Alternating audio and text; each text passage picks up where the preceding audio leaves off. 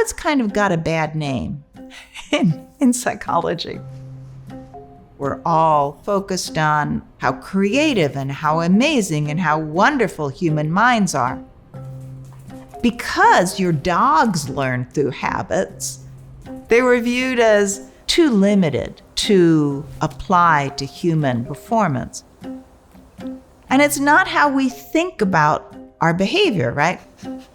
Habits don't involve much conscious thought. Your dog doesn't have much conscious thought. I know it seems like they do, but they don't. But people are pretty simple as well. In research, we're able to show that people act on habits much more than we're aware of. My name's Wendy Wood, and I'm a behavioral scientist. I do research on habits and why they're so difficult to change.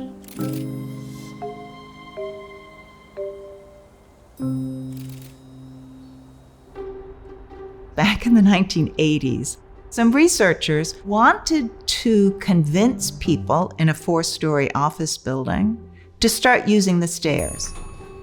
So they started just the way all of us would. They started trying to convince people. They put up signs. It's good to take the stairs. It's good for your health. It's bad to take the elevator. Waste energy. But the signs had no effect. So these very creative researchers decided, okay, let's try something different. They slowed the closing of the elevator door by 16 seconds. And that was enough to dissuade people. They reduced the elevator use by 1/3.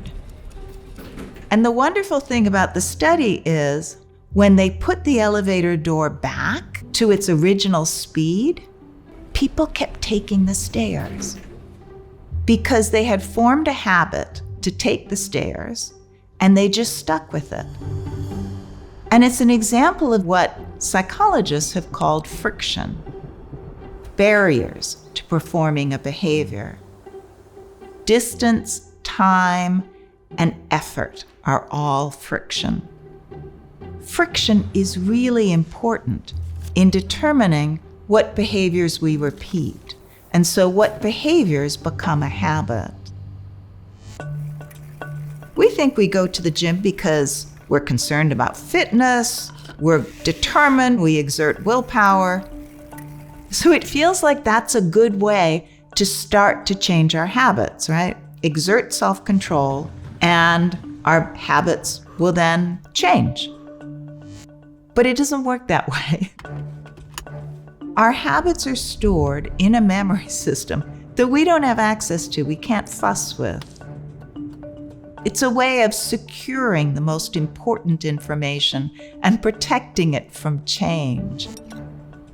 And so there's no way you can change that habit memory except through repetition of other behaviors.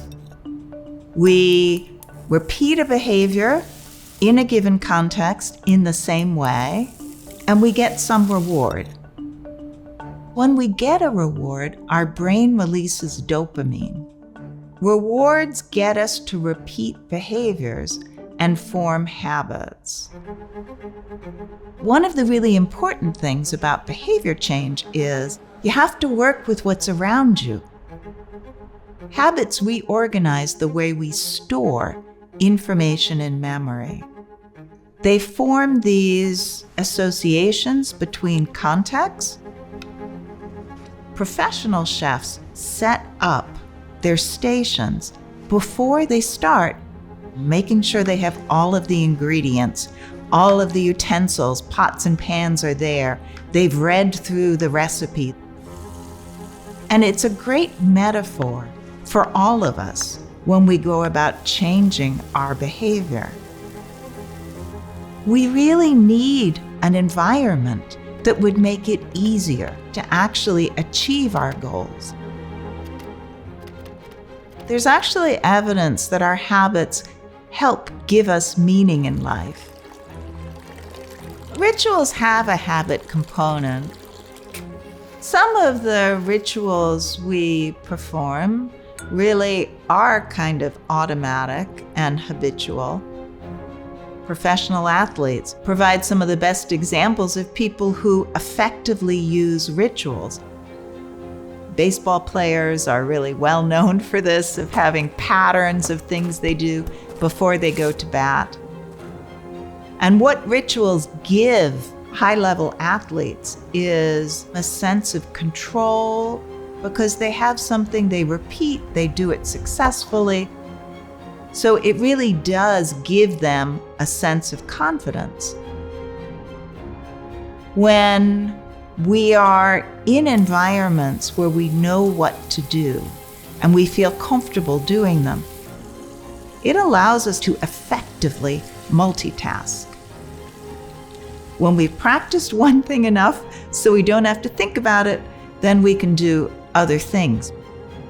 We can make sense out of our world.